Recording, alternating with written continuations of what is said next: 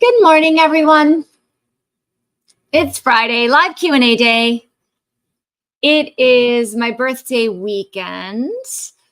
So, yeah, that's weird. I kind of keep getting older and I don't feel like I'm any older. But I have my little Gemini mug here just to celebrate. No idea what I'm going to do tomorrow for my birthday. I think, honestly, I think I'm going to like paint things and refinish things.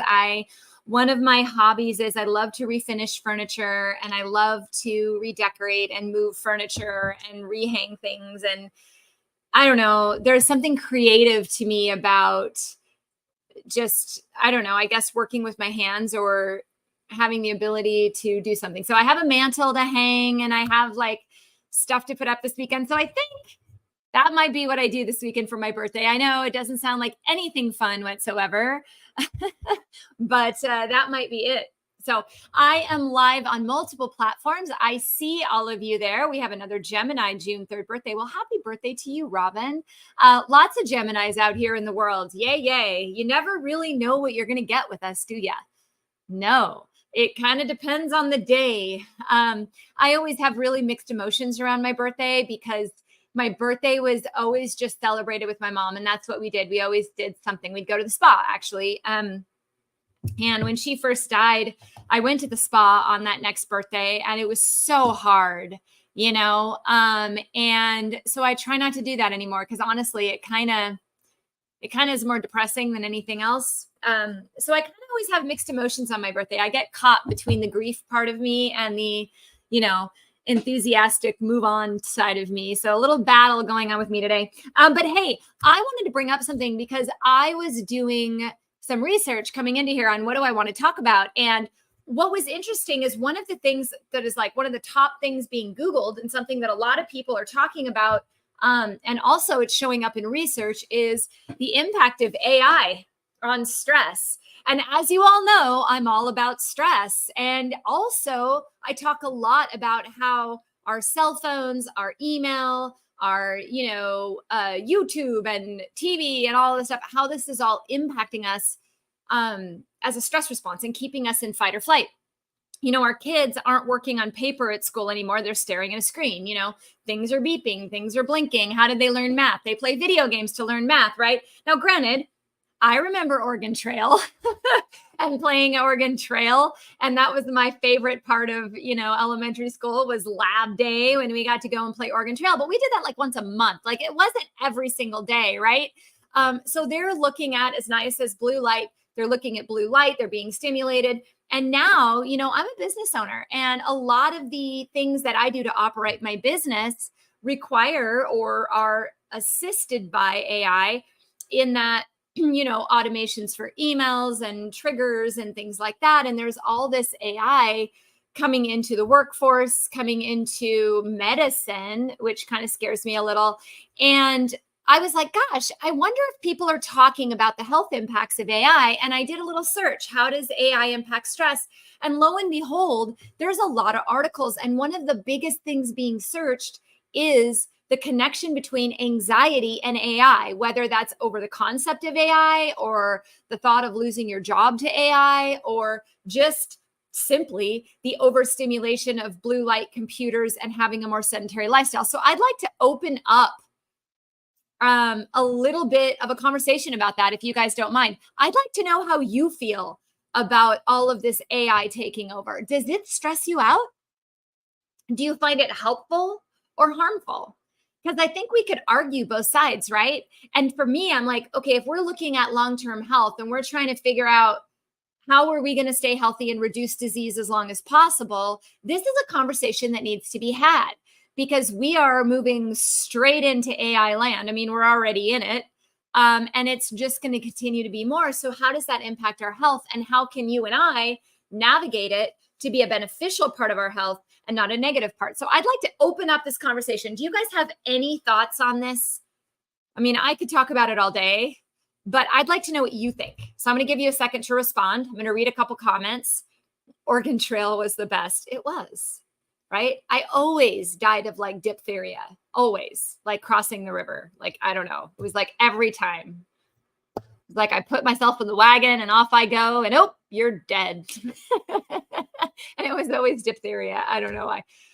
Steve says, this is the anniversary of my stroke at age 49. What a mixed bag of emotions. Yeah, Steve.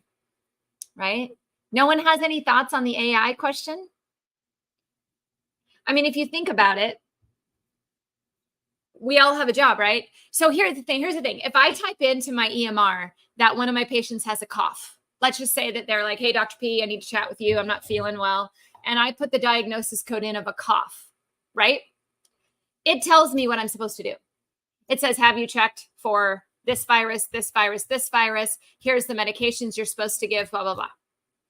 Now, I don't listen to that because what I do requires thinking outside the box. It requires not putting everyone into the same box. But my concern is, as this becomes more and more used, the doctors will be using less and less of their brain. And when you don't use it, you lose it. So then my question goes, well, what does that happen for general healthcare moving forward if the computer is telling you what to do rather than the physician that spent, $250,000 to become a physician, right? It's not cheap to go to medical school. I mean, we go there to learn and to be a resource and a guide and a trusted guide for you. And if you knew that your doctor wasn't even making those decisions, that perhaps it was just a bot doing that, would it change the way that you view medicine? So I get a little bit concerned over it, right? Because I'm like, wow, that's weird. But then at the same time, just like Christy's saying, using ChatGPT to write an email. Yeah, that's great, right? The problem is it pulls from the web, right? So the plagiarism becomes an issue. So you really have to go through and edit it. Now, can save a lot of time. I could create all sorts of fun handouts for you guys with AI in about 10 minutes, right? So yeah, there's a benefit, right, of doing things, but there's also a really stressful component to it. And I think one of the biggest things in one of the article I was reading is that people were saying they were really concerned about losing their job. It said 51% of people say that their work has a negative impact on their mental health. They're worried, 46% worried about AI making some or all of their job duties obsolete, which means they don't have a job, right? 64% of people in general report feeling tense or stressed during the workday, right? So we're already stressed out, right? And now we're trying to use this new technology, but that technology is making us obsolete. There was a bunch of mention about how they weren't sure how it was impacting people's health, the use of AI.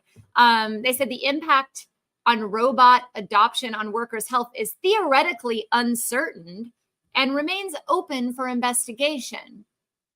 However, there's numerous papers talking about how robots will threaten your life in the next 5 years. And there's a lot of people searching it, guys. There's a lot of people searching this concern. And the American Psychological Association is concerned about it as well, because it's causing a lot of psychological disrupt in the workplace. So that's why I'm curious, like, how do you guys feel? Are you fearful of it, right? You're my audience. Is this something that I should create more content around as well without using AI? I don't like using AI. I mean, there's a few little things like emails and things like that that are automated, obviously. But I really am trying to embrace it without it taking over for me, because it doesn't get things right. Let's see. Aaron says, the less technology we use, the more we connect with nature, the better. Now let's talk about connection. That's a fantastic point. So my mission here, for all of you new or that just want to hear it repeated, my mission is to reconnect you with your body and with everybody else. I feel like as a society, we're losing connection. We're losing connection, and that loss of connection is actually having a very serious impact on our health in many different ways, in disease development. And unfortunately, the use of AI is continuing to disconnect us, right? Because we're no longer reaching out to somebody and working with someone in marketing. We're just typing it into ChatGPT. We're no longer having a lot of conversations. We're living online. And that scares me a little when it comes to the health of our society, because it keeps us sitting on our butt longer rather than getting out, which is important. There is something to be said for when we used to have to get in our car and drive to work, right? Now, granted, there's also a great benefit to feeling like you don't have to get in your car and drive to work. But there's a balance there that needs to happen. Don't you guys agree? There's this balance. And so I do worry about our health moving forward with AI, right? Especially when it comes to that connection that I definitely feel we're losing. Do you guys feel like you're losing connection to yourself and people? Anyone else? I feel that this weekend going into my birthday and feeling the grief of losing my parents and my grandparents and all these people that used to make me feel special on my birthday, right? Now, granted, of course, I have a best friend and I have this community and people that are going to reach out and say happy birthday, and that's awesome. But, I already kind of feel alone at times because there's people, moving. I'm an entrepreneur. That's a very lonely place to be at times. And then also having that disconnection, right? From people physically. It's a strange time that we're living in. And so I do feel like we've lost a lot. And I think we're really taking some health hits from that. And I'm curious if you guys feel the same thing. Definitely, says Richard. Awesome. AI is the logical progression of tech. Styx had it right with Mr. Roboto. Oh, good song. Domo arigato, Mr. Roboto. I'm going to have to play that one today. That's a great song. You know, it's funny. I remember I think I was in 3rd grade. I know. Around the time that came out. And I remember it being one of my favorite songs. And I actually created a robot. Okay, let me tell you this because I just remembered it. I named him Mr. Roboto, and it was an upside down laundry hamper. And I hung a boom box inside of him with string and had a tape in there that would play him talking. And I recorded him talking. It was my voice where I muffled it over a microphone and would make him talk. And I put a curly clown wig on top of the laundry basket and sunglasses. And I took him to school. So yeah, that's what I was like when I was 8 years old. I was building robots out of laundry baskets. So I guess maybe I was always interested in some sort of technology as well. That's funny. That memory just came up. That's funny. You know what live does for you? These weird things come in when you're live. I had completely forgotten about Mr. Roboto, and I have a picture of him somewhere. If I can find it, I'll post it to my story. And any of you that saw the live today will know who it is. Any of you who aren't watching are going to be like, why is Dr. Pingle posting a laundry basket with a clown wig on it? But, I'm a little odd. That's cool. I think people will probably be like, all right, Pingle. Cool. But yeah, Mr. Roboto. So yeah, it's interesting. Naya says AI can be impersonal when it comes to messaging. I prefer a personal connection. So do I, hands down. Hands down. The dehumanization that goes with it really troubles me. Steve says, one more reason I come here every Friday. Human connection is so key. Thanks. Thank you, Steve. That's nice of you. I love that you're here every Friday, and I love connecting with you all. Let me see if I had some comments on Instagram about that. I think AI is a little helpful. I don't know enough to judge how much is harmful. I know adults and children should spend more time out in nature. Yeah. Yeah. It was interesting. There was a debate I had with my husband over kids writing essays, like research papers, right? So in elementary school level, not talking high school or college, but in elementary school level, you're teaching them to go do research and then write a paper about it. Well, we used to go to the library and have to pull up multiple books and rewrite, areas of that book onto our paper. Well, now they just go to Google, right? And they type it in Google and they get all their resources. Well, it's no wonder that they're cutting and pasting it, because that's what they've been trained to do, is to go somewhere, cut and paste it. Well, then they get flagged for plagiarism, right? So trying to teach them how to make ideas unique is kind of difficult for them, because it's like so easily accessible and cut and pasteable. They don't have to go to the library and open a book and handwrite it and reinterpret it and whatnot anymore. And so, it's funny because when they get flagged, because, they run their papers through some sort of plagiarism checker or something to see if they've done that and what percentage came from online. And I'm like, well, all of it's going to come from online, because that's what they do.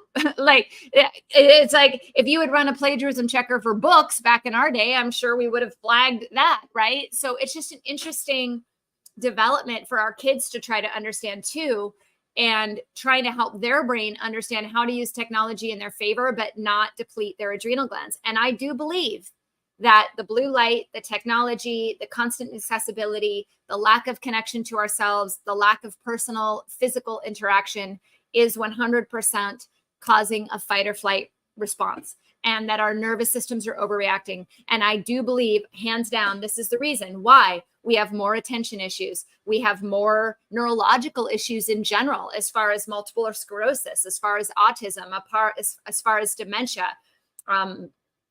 Parkinson's. I think a lot of these things are coming to head because we're spending so much time in a fight or flight that our nervous systems don't know how to relax, right? And so as I think about this, and you guys help me develop future programs and things like that, one of the things that I really want to be able to do is help all of you learn how to access the parasympathetic nervous system and calm the body down, because it is constantly overstimulated consistently. And as a parent, this concerns the living daylights out of me when it comes to my kids who, you know, have moments where they literally cannot focus on anything. And I don't think it's that they have any sort of disorder per se, but that's how their brains are wired now, because they're constantly being hit with small doses of anything. I had a story on my profile the other day, and, you know, it was 60 seconds. And my teenager was like about 10 seconds in, he's like, "Okay, Mom, this is really long."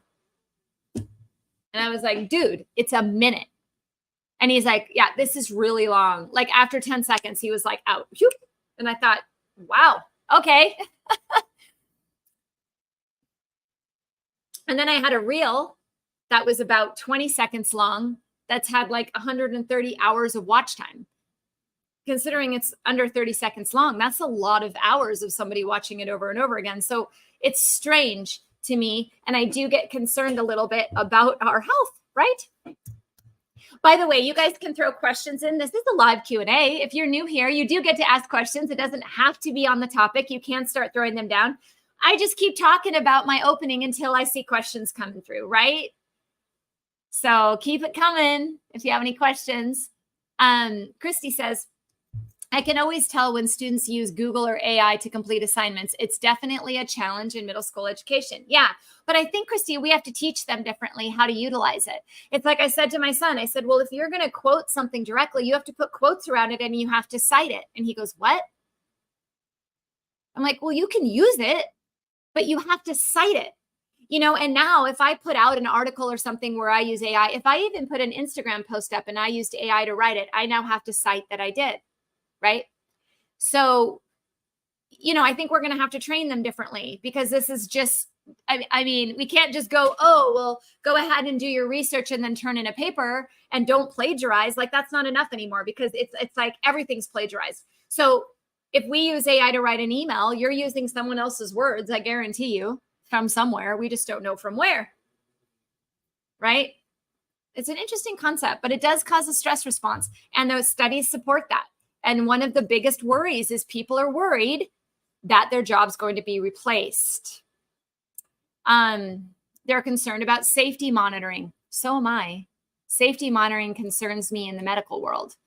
If a computer is choosing what medication you should be on and putting you in the same box as everybody else, is that truly safe? No. I'll tell you, no. You need a doctor that actually gets to know you, your health history, and make adaptations to whatever's needed and know what you want to do. You know, I have a lot of clients who will not use medications, right? And that's great. So we have to have a conversation, right, about what do we want to do then? What are the risks and benefits? What are the risks and benefits of herbal therapies, nutritional therapies? How can we do this without supplements or medication? And people, and to help them with their health and to guide them with their health. I didn't become a doctor so that a computer could tell me what to do and spit out answers. I'm not really interested in that, right? I didn't have to go to college for that, right? I mean, I paid a lot of money to become a doctor, right? So why would I pay all that money if the computer was just going to tell me what to do anyway? Doesn't make any sense. Anyway, we can talk about anything natural medicine. I'm done with my little spiel. Happy to keep going on it. But I am interested in like what resources you guys would like to help you with this, because I'm in development phase right now, about to promote the next round of the Total Energy Turnaround Program, because our other one is wrapping up here in a couple weeks. And so looking at ways to improve upon it, more resources for the next round, things like that. So you guys have any feedback, feel free to spit it. Otherwise, just throw hearts and smiles at me because it's my birthday weekend. Something like that. No? You guys are quiet today. Oh, lowering blood pressure naturally. Cool. Let's talk about it, Robin. I'm in. Okay. So a couple things to think about. And actually the best way to look at blood pressure, I think, to help you understand, is actually look at the medications on the market for blood pressure. Okay. Because there's certain classes of medications that help lower blood pressure. And if you're someone that uses those medications, you've likely experienced that some of them work for you and some don't. You may have had to switch medications a lot. So when we look at the different ways that blood pressure is raised, they've created a class of medications to combat each of those ways. So this helps understand what your needs are. So for example, let's talk beta blocker. So beta blockers calm the sympathetic nervous system. That's what they do. What is the sympathetic nervous system? The sympathetic nervous system is your fight or flight response. It's adrenals, okay? We're running from a bear, jumping out of a plane, and my blood pressure's going up. And so the beta blocker comes along and says, nope, no adrenaline here, and drops it. So if you respond to a beta blocker, the odds are that there is a part of your blood pressure going up that's due to adrenal output, that's due to overstimulation, where you need to spend more time working in the parasympathetic arena. If you don't know what I'm talking about, or you're brand new here, a couple things I would highly suggest for you if you fall into this category. Read my book, number one, because there's a whole chapter on it. Number two, I also have articles on my website. Definitely have one literally called Lowering Your Blood Pressure Naturally. I talk about foods, I talk about stimulation, but you have to calm the body, okay? Number two, if you look at ACE inhibitors work with electrolyte balances, right? ARBs, angiotensin blockers, they also work with adrenal output. So they're working with things like aldosterone and potassium and causing changes in these balances of electrolytes, all of which are depleted by stress. Okay. So and calcium channel blockers, same type of thing. Usually there's a huge issue with magnesium there. Magnesium, if you're deficient in magnesium, your blood pressure could go up. So you have multiple reasons your blood pressure could go up. Number one, sympathetic output. And that affects multiple areas of blood pressure, multiple of pharmaceutical choices. Number two, nutritional. If you are deficient in B vitamins, particularly methylated B vitamins, it can cause homocysteine to rise. It can also cause increase in blood pressure. Of course, diet plays a role. Of course, sedentary lifestyle plays a role. If you're sedentary and not eating well, okay, that's stressful on the body. It also doesn't give the body proper nutrition to manage those types of things, right? Also, hydration plays a huge role in blood pressure. So I think when it comes to blood pressure, my first question is why? Why is this particular person's blood pressure increasing? Is it simply just adrenal output? Is there an overlap between the output and nutritional deficiencies or electrolyte deficiencies? Is that related to this output? What is the diet that's in support? Are they supplementing it? Are they, going out of their way to get the nutrition to do that, right? Those are the things I start to look at. And then you modify diet, you bring in exercise that helps the parasympathetic nervous system, helps the rest or digest system, right? Breath work. In fact, many of you may find if you take your blood pressure and then you stop for a second, meditate and breathe and take it again, it comes down. Why? What's the most natural way to lower your blood pressure? Calm your body down. It's the best way to do it, right? Best way. And then also looking at supplementation, supplementing the B vitamins, supplementing the magnesium, making sure that you're getting the nutrition needed into your body, and then mindset. And that comes down to those meditations, the breath work, calming the body, having a good mindset about it. I don't know about you. I don't like having my blood drawn. Okay. So I will absolutely raise my blood pressure if I know a needle is coming at me.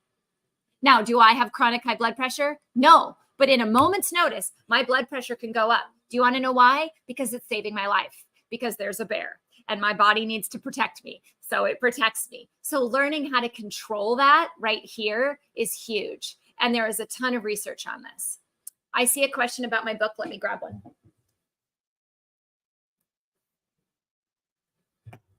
It is called Total Health Turnaround. Okay. You can get it on Amazon. If you order it through my website, though, through my online store, I will sign it for you because these are kept locally. The Amazon ones aren't kept locally. They're shipped from Amazon, so I don't get my fingers on them. Anything that I actually pack up personally and send out, I will absolutely sign. But yeah, Total Health Turnaround. There's a whole chapter on blood pressure.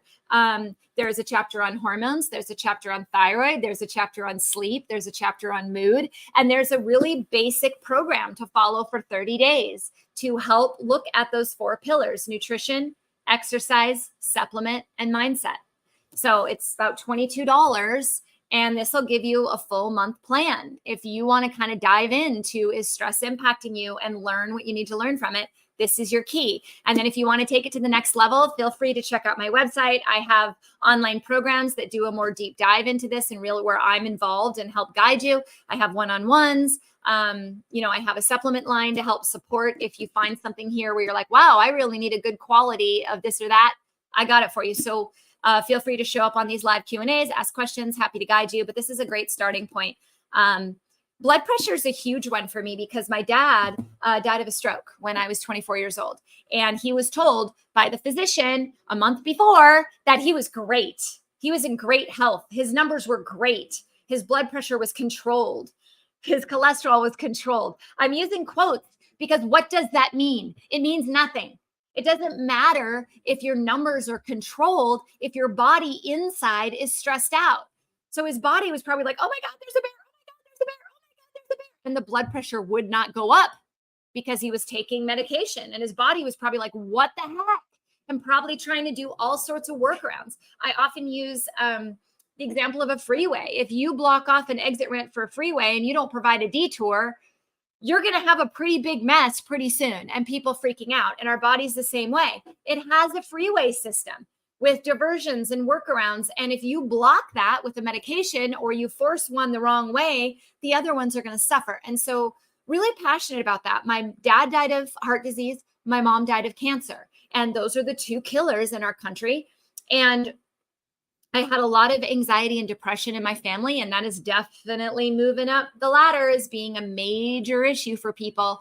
And when I look at that and I go, gosh, if I would have known now what I knew then, could I have saved their lives? Maybe, but I can help save yours, maybe, which is great. Help you reconnect at least, learn more. Happy birthday. Thanks. Hey, InstaZ. Hey, Christy. All right. Great information. All right. Cool. Thank you. My top is super cute. Oh, thanks. Fun birthday celebrations, right? It's fun stuff. I have some comments over here on Facebook. Let me catch up here. I agree. Most people have developed such short attention spans because of technology and are overstimulated. Absolutely, Erin. They get bored easily and will not read a post more than a paragraph or watch a video more than a couple minutes long. This is also negatively affecting relationships and dating because it's getting more challenging to hold people's attention. I agree with you. I really do. And I think, and it's interesting. And, from the back end, just looking at like how many people drop off these lives at what time, right? Like if I look at like on YouTube, how long do people watch before they drop off? And it's very consistent. People have very short attention spans. Now, I don't need people to sit here with me for 40 minutes. Why do I sit here for 40 minutes? Because people pop in, based on their schedule. It's kind of an open time. So some of you may only show up for a couple minutes, ask a question and leave. That's cool. But I do notice very specific trends with that, right? And so it's interesting because we sit there and say, I wonder why I have brain fog or why I forget things. But we're literally like bing, bing, bing, bing, bing, bing, bing all day long. The reel that I was talking about earlier that all of you are loving, which I had a blast recording of me wrapping salt and pepper and then walking into a kitchen and not knowing why the heck I was there. Why does that happen? Most people would say, oh, it's perimenopause or menopause or whatever. Or it's because I'm getting dementia. No, it's because you're stressed out. You're so like hyper focused on something in your brain. Your brain is so connected with something that is not in front of you that you're forgetting what's in front of you. You're losing the moment, right? So why is it that my memory can remember every single lyric to that Salt and Pepper song, but I can't remember the name of someone I spoke to yesterday, right? Why is that? Or where I put my shoes. Like I literally will walk around the house for like 15 minutes looking for my flip flops and I just took them off. Like, so I think it's funny and it's relatable because we all are there, but we have to start to ask ourselves, why are we there? What are we doing to our health? And is this healthy for us? Or do we need to really work on reconnecting and being present and saying no to things that are distracting us from being present in our lives? And I do think we need to start saying no to things that are keeping us from being present. Steve says, reminder to put crystals outside in the moonlight tonight for charging. Okay. I got a quartz on today. My youngest son gave me this quartz for Mother's Day. And I said, you do realize the danger of giving a Gemini a quartz. And he looks at me. Maybe some of you won't understand this, but he looks at me and he's like, huh? And I go, well, the quartz helps magnify whatever energy I have. It helps, magnify it and enhance it and whatever. And I said, I'm a Gemini. So if I wake up evil twin, it's going to enhance it. If I wake up happy, fun twin, that'll be a great day for you, but probably don't want to make sure I wear it on a day where I don't feel happy. It was funny. You Geminis will understand. Happy birthday. Thank you. Sandra is asking about acid reflux. So let's talk about that for a second. I have acid reflux and they prescribe my heartburn meds. Do I really need to take them even though I don't get heartburn every day? Sandra, heartburn, you have to figure out why the heartburn's there in the first place. Okay, there are side effects to heartburn medications, well documented. Okay, very well documented, actually. Dementia, bone problems, nutrition issues. I mean, it's vast, right? If you have a hiatal hernia, though, like something physical that's pushing up on your stomach, that would probably have to be repaired before you could remove the heartburn medication, because obviously you don't want to burn the inside of your esophagus. However, I find that a lot of the time, the reason the heartburn is there is actually because you're not digesting food well. And we really need to go in the gut. We need to reset it. We need to add acid. We need to add enzymes. We need to bring down inflammation to the gut. We need to clean up the diet. We need to exercise. We need to lose weight. There's a lot of lifestyle factors involved in stress. One of the things I talk about in my book is GERD, heartburn, pretty much extensively, right? The gut is covered very well in here because I think a lot of people, I think we realize it, but maybe we don't talk about it enough, how intertwined the hormone system, the endocrine system, and the gut system are, the GI system. They are very intertwined. Why? Because it's called fight or flight or rest or digest, right? So the hormones are in the fight or flight, the gut is in the rest and digest. So if you're spending a ton of time in fight or flight, there's a problem in the rest and digest, right? If you were spending too much time in the rest and digest, you may have a problem on this side too, right? It's a balance. So they're intertwined, they work together, and heartburn is always a sign that there's some sort of stress in the body directly from the acid burning, which is a problem because you can't break down food well, or just for the reason why it's happening in the first place. So I have an article on my website on this as well. My search bar isn't working great, guys. We're trying to fix it. So you might have to like type in GERD and then scroll forever to find it. And I apologize. It might be easier to search my social media profiles to find it. We are trying to fix it. Lots of tech issues that cannot be handled by AI. So, which is fine with me, right? As we were talking about. Let's see. Happy birthday. Thank you. We remember better when things are set to music. Perhaps we need to sing silly long songs about why we are walking to the kitchen so we remember why we're going there. Very true. I always have music playing. It calms me down. It helps keep me focused. And there's an aspect of that, the creative side of that. You know, what was interesting is I went to dance class last night and I was really upset. Like I was really having a hard time. Granted, we learned in this particular class, we learned like 8 counts, like a minute routine in like 3 minutes. Like it went very fast. And, you know, I'm not young anymore, like truly young. So my brain, it takes me a minute. Like I kind of have to physically do the moves a couple times to remember what comes next. And I do pretty well in most of my classes, but last night I really wasn't picking it up. And I found myself getting really hard on myself and feeling like I wanted to cry. And I thought, you know, um, I wasn't in the moment of it. I wasn't in the joy of it. I let other emotions kind of get in and impact the reason I was there in the first place, which was just to move and listen to music and enjoy it and not worry about it if I did it poorly. But I think we all have moments like that. And I felt kind of disconnected with myself and my heart. And so today I'm going to listen to a lot of music and I'm going to dance and I'm going to reconnect with that creative side. Because when we get too stressed out, we stay in our head too much. And last night I was in my head. I was not in my body, which is why I did not pick up the routine. And I bet if I went another week where I was actually in tune with what my body was doing and I wasn't worrying about 1,000 other things, I probably would have picked up the routine, no problem, right? So there is something really powerful about being calm and connected, right? Very powerful. And that's why it's part of my motto. I mean, I say I take the wired and tired to the calm and connected. I think we all need to become calm and connected. Does anyone agree? Right? All right. I got to wrap it up here soon.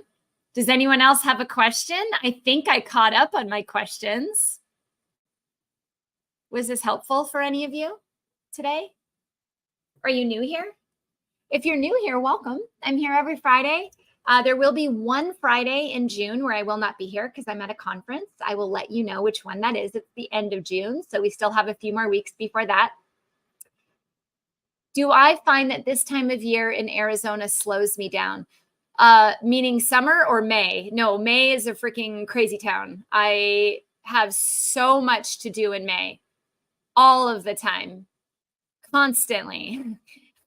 It's like I have friends whose kids are graduating and I want to go celebrate them. My kids are out of school as of yesterday. And, I've got birthdays and anniversaries. And it was just my 23rd wedding anniversary last week while we're trying to celebrate my son's, birthday energy wise. And as far as energy, does it drain me energy wise with the heat and the time of year?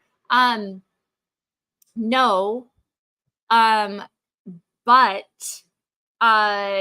I am very mindful on diet, water, and exercise and continuing those throughout the summer months and trying to take some small summer vacations, even if it's just a couple days. So I think when I really focus in on my self-care and take care of myself, weather changes don't really impact me that much. Now, granted, I'm not going to do as much outside. If I take my walks, I do it early in the morning or late at night because it's blistering hot here right now. But so they may change how I work out. But no, I don't find fatigue anymore. I do have a lot of clients that complain of that with the heat. You really do have to intake water, though, a lot. Like I probably do 2 of these in the winter and I try to do 3 of these in the summer. It was very helpful learning a lot about health, trying to eat right and exercise and not to stress life. Yeah. I'll leave with this because I think a lot of us forget, but we were meant to move. And I know that exercise is one of the first things that people cross off or put aside when they don't have time. And if you think of health like a bank, if you're trying to retire so many years from now, and so every month you put $100 in a savings account, right? By the time many years pass, you're going to have enough money to do something, right? Your health is the same way. So every day that you don't take care of yourself, you don't put in proper nutrition, you don't exercise, you're taking away from your bank. Every day that you do that, you're putting it in your health bank so that 20 years from now, 10 years from now, 5 years from now, a year from now, you're in a more stable health state than you are now. Because we all know as we get older, our bodies deteriorate. If you want to slow that deterioration, you have to put money into your health bank, right? And so just think about that as you make decisions every single day of your life, and you think about, gosh, should I eat this donut or should I eat this apple? Should I skip my workout to do this work task or to cater to somebody else? Or should I go to my workout and tell them no? When you make these decisions, think about them like if they were money. Would you just throw the money out the window, or would you try to put it in the bank? Look at your health as an investment. Okay. And it will help you stay on track if you're looking at it as an investment. If I said, if you put $5 a day in a savings account, I can turn it into $1 million within 10 years. You'd be like, great, $5 a day. You'd never forget, right? So if I say, if you just take 10 minutes a day to make a mindful choice, it can extend your life, your quality of life by 10 years. Would you do it? I think we just lose sight of how important that is at end of life. And anyone who has cared for their parents, loved ones, as they were deteriorating, as they had dementia, as they lost their mobility, as they had to be taken care of, you've seen this happen, right? And when you see this happen, we don't want that to happen to us, right? But we have to invest in ourselves for it not to happen. So just a little takeaway and hopefully a little motivation. You guys asked great questions today. Love having you here. If you were new, please come back. If this was helpful to you, please share it. And if you would like to learn more about me, feel free to check out drpingle.com. I have blog articles, I have programs, I have stuff on my YouTube channel. Feel free to learn from me, follow me, share me with other people. Let's just build this community and more connection. Take care, everyone. I'll see you next week.